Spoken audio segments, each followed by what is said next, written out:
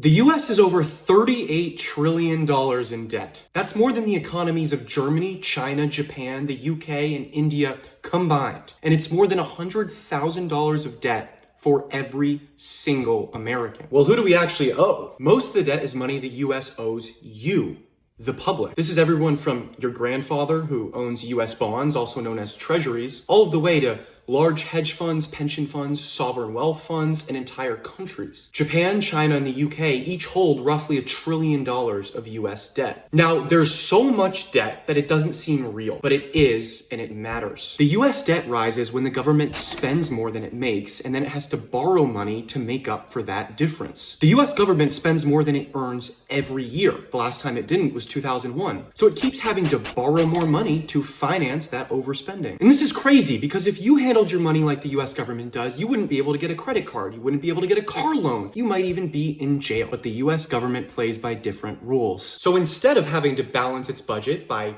raising more revenues or limiting expenses, the US government just kicks the can down the road on its debt. Congress has raised the maximum amount the US can borrow, called the debt ceiling, 78 times since 1960 to avoid the US defaulting on its debt. At the same time, the interest the US owes for borrowing all this money has now grown to over $1 trillion a year. That is a lot of money.